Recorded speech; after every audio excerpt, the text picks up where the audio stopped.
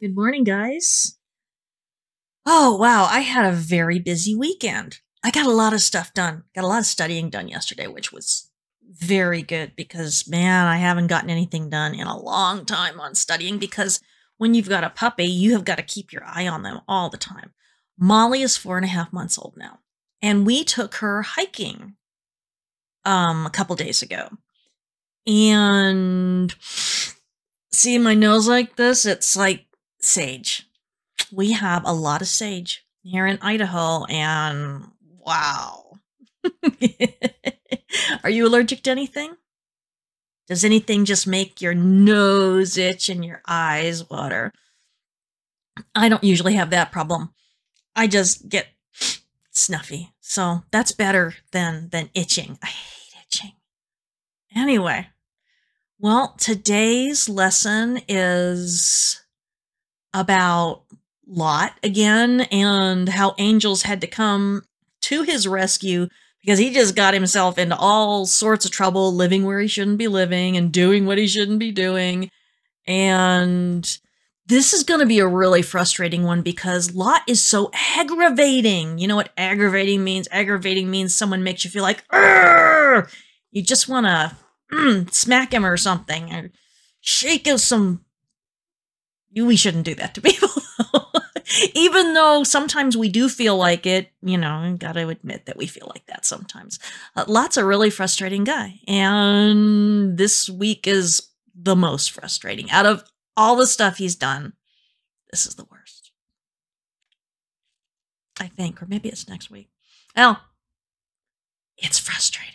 Anyway, let's get started with with this morning's teaching. I'm just not in the mood to visit much today. I am sleepy.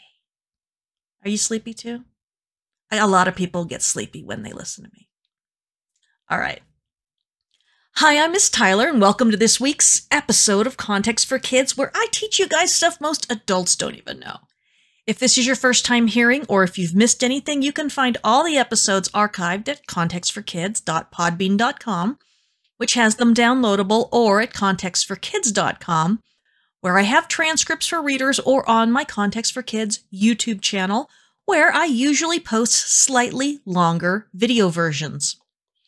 All scripture this week comes from the MTV, the Miss Tyler version, which is the Christian Standard Bible, tweaked a little or a lot to make the context and the content more understandable for kids.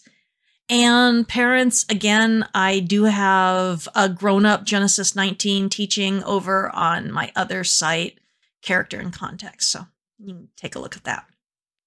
We left Lot in the middle of a big mess last week. Lot refused to turn his house guests over to the angry mob that was surrounding his house, and now they want to hurt everyone. So much for all these guys he thought were his neighbors and, he called brothers. Evidently, the feeling wasn't mutual. All right, let's read our verses. This is Genesis 19, verses 9 through 17. The men of Sodom pushed Lot and came up so they could break down the door. But the angels reached out, brought Lot back into the house with them, and shut the door.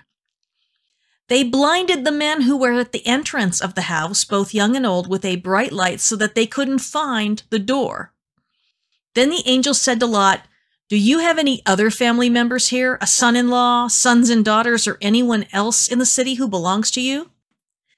Get them out of here, because we're going to destroy this city and all the cities nearby, because the outcry against these people is so loud before the Lord that the Lord has sent us to destroy it." So Lot went out and spoke to his sons-in-law, the men in Sodom who were going to marry his daughters. "Get up," he said. "Get out of this place. The Lord is going to destroy the city." But his sons-in-law thought he was just joking.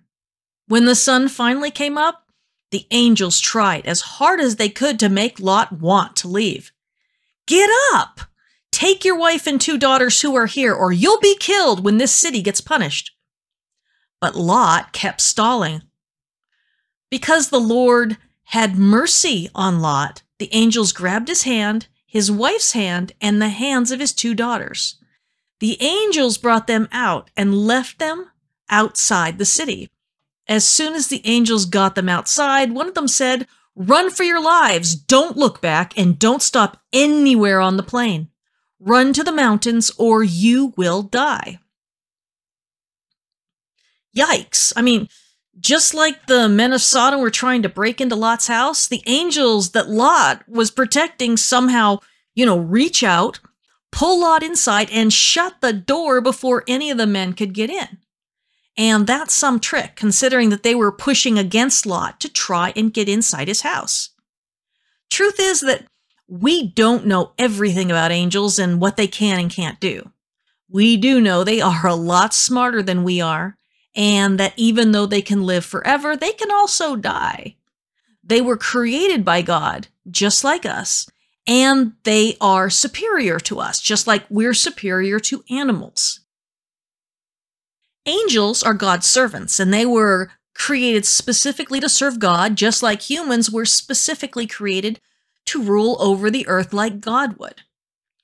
Angels are like us in that they have free will and they can choose to disobey God. But these angels were very concerned about obeying. And what God wants is for this wicked city to be wiped off the face of the earth.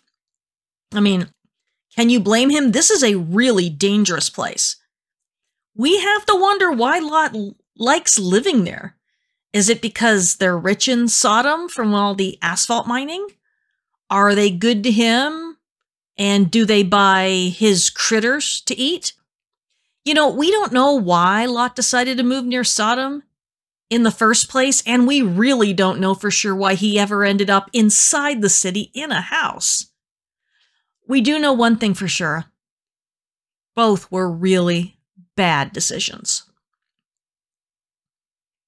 When the angels blinded the men of Sodom, I don't want you to think about them all literally being blind.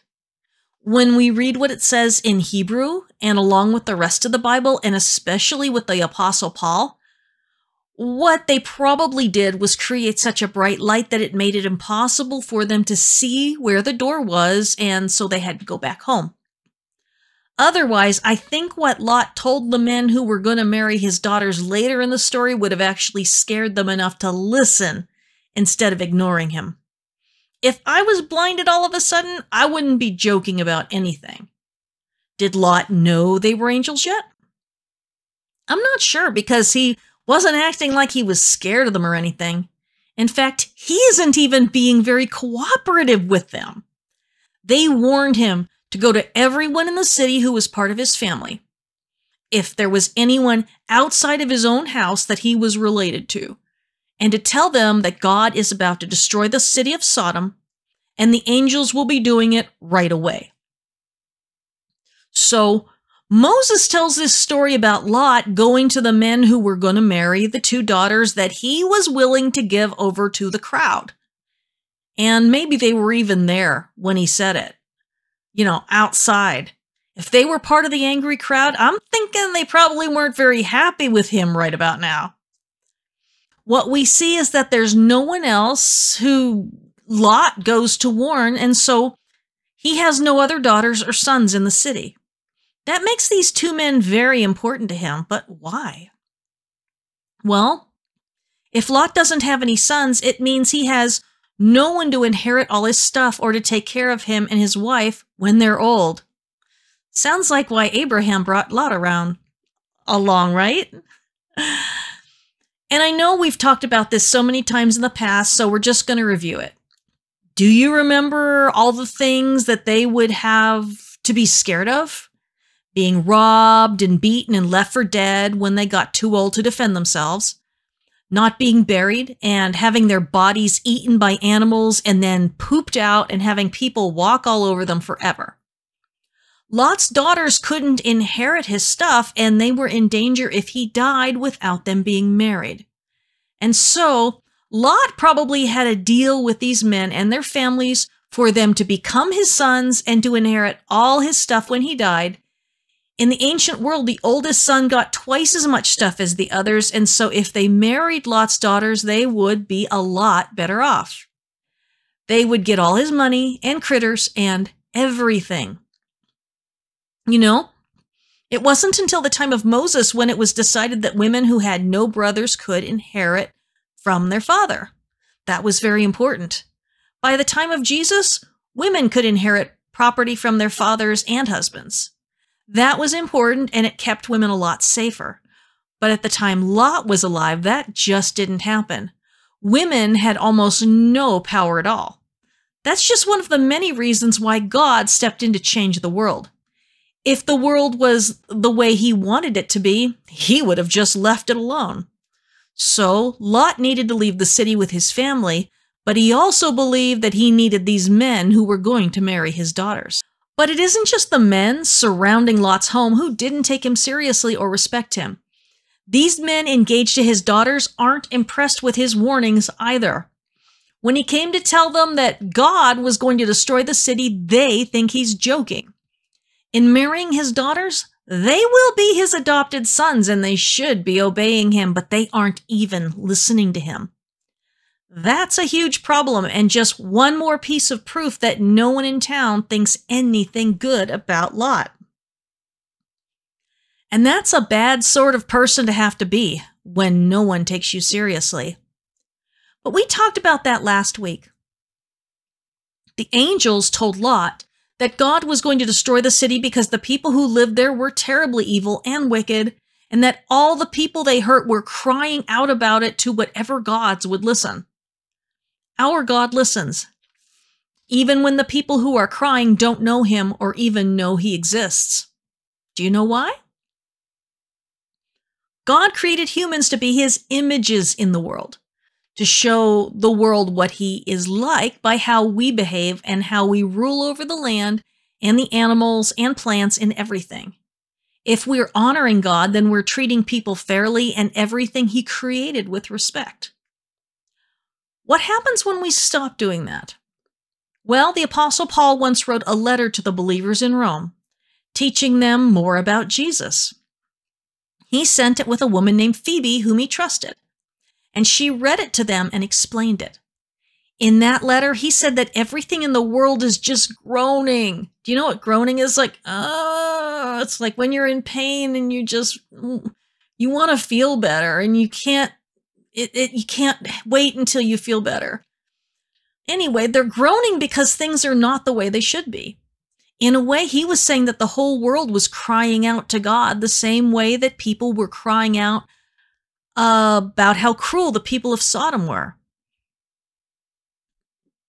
Jesus came to fix that and to start reversing it. That's what Paul was telling them. Jesus fixes the groaning one person at a time by changing them into the types of people who are loving, joyful, peaceful, patient, kind, good, gentle, trustworthy, and able to control themselves. Do you see how when a person changes from cruel to all those good things, how it makes it better not only for everyone around them, but for the animals and the planet too? The planet and the people in it get happier and cry out less the more of us really follow Jesus and become more like him. That's not hard to understand, right? Really being like Jesus means the people in our lives are a lot better off. And if we love people, that's exactly what we'll want more than anything. If we're selfish, we just won't care. And, what we do and how we treat people. The men of Sodom were all kinds of selfish and worse. They wanted what they wanted and wanted to do what they wanted to do, and that was just that. If creation was looking at them to find out what God is like, they aren't going to like what they see, and there would be absolutely no hope in the world for anything to get better. So God came to us as Jesus, so we could see that all the cruel and selfish people are definitely not what God looks like. Jesus is our King, the only person we should ever want to be completely like. And we can trust him as our King because he is the perfect human and perfect God all at the same time. The Bible tells us there wasn't anything good about Sodom at all. That there wasn't anything to be gained by not destroying it, and that's a scary thought. No matter how bad a place is, there are always good people there trying to make a difference, but not this place. I suppose God is telling us how important it is for good people to live in places that are terrible, but not just to live there like Lot was doing, but to be making a difference. Lot didn't make any difference at all, and he was even willing to marry his young daughters to two of the wicked men of the city.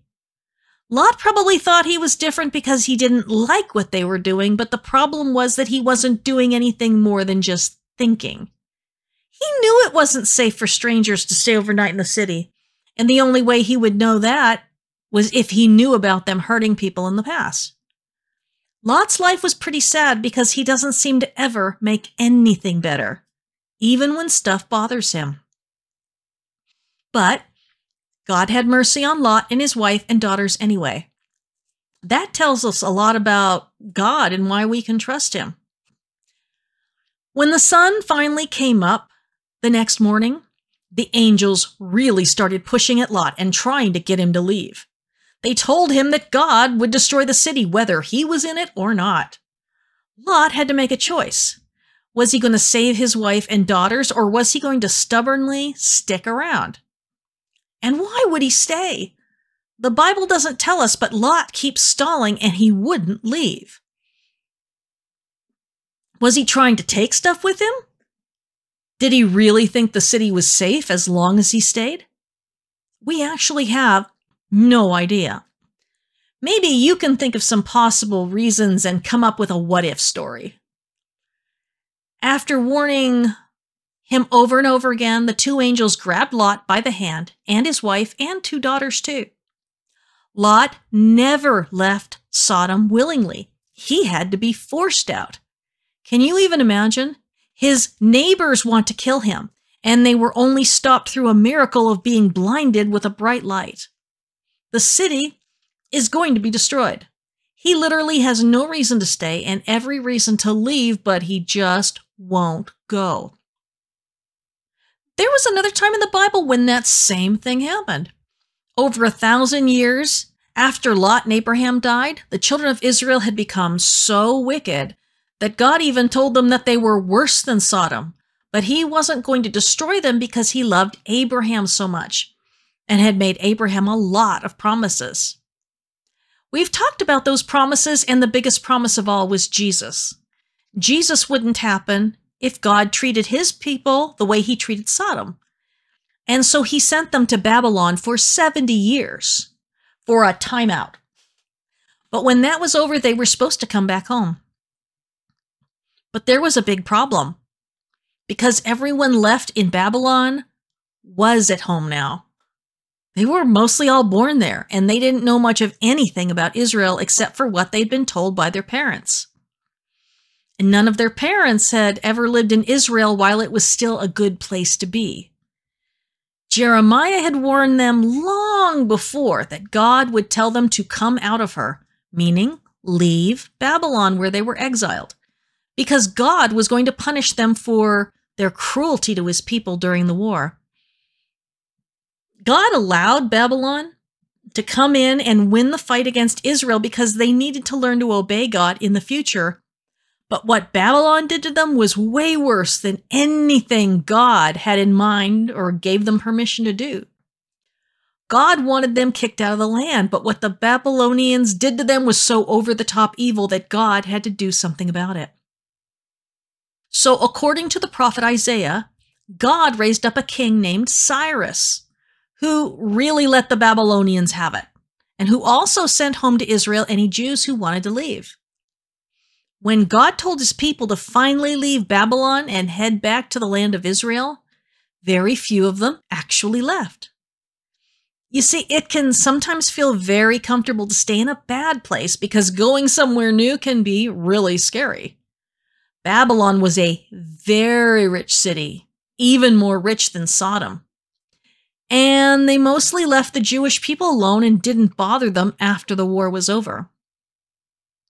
The truth is that it seemed a lot safer to be in Babylon than it was to go back to Israel, where the cities had been destroyed and there was no temple and life was going to be very hard for a long time.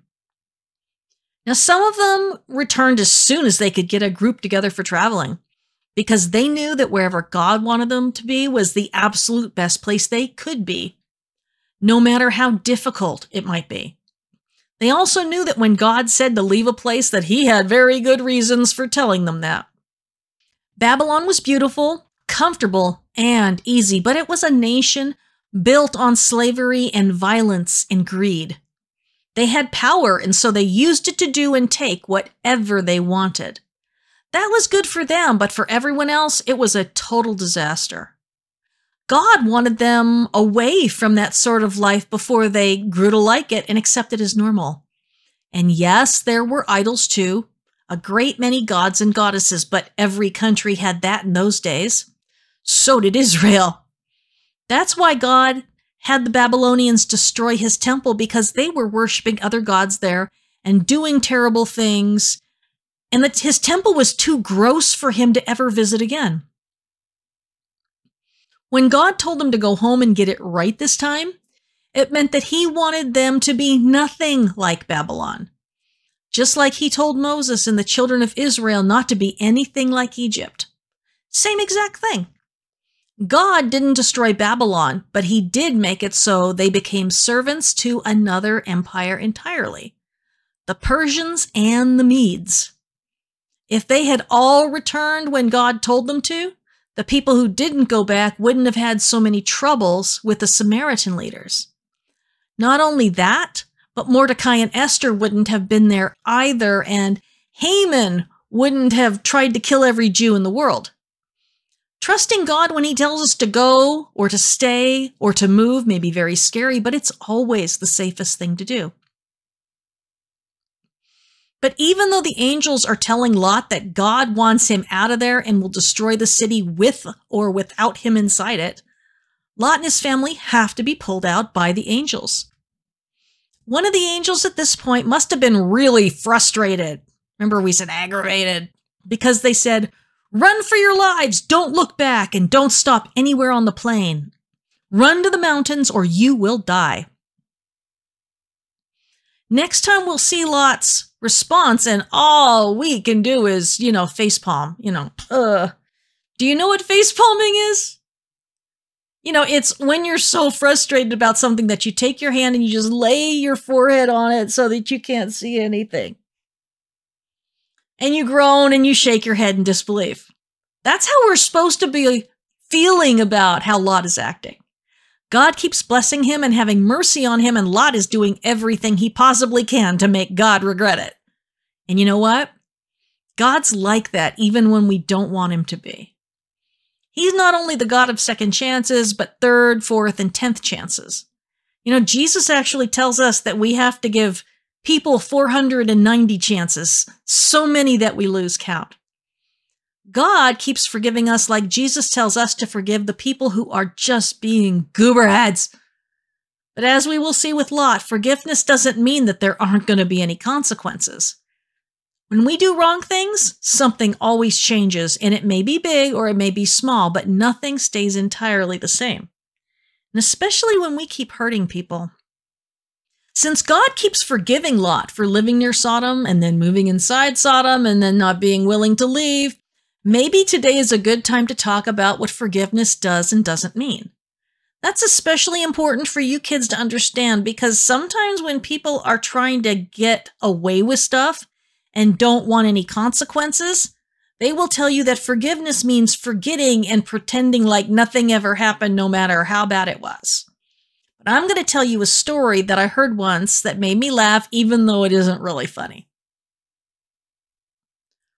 Once upon a time, a man heard a knock at his door and opened it. His brother was outside, and after they chatted a bit, his brother up and punched him in the nose and just walked off. Well, the man was surprised because he hadn't said anything mean, and he didn't even understand why his brother was angry enough to punch him. The next day, with his broken nose all bandaged, he heard a knock at the door and opened it. He was surprised to see his brother there again, and his brother looked very sorry and apologized for having hit him. The man hugged his brother and forgave him, and after chatting a while, his brother up and punched him again with no warning and then walked away angrily. What on earth was that about? This time he only had a black eye because when his brother raised a fist, the man remembered what had happened the day before and ducked out of the way so his nose didn't get broken again, which is way worse. On the third day, the man heard a knock at the door and didn't open it.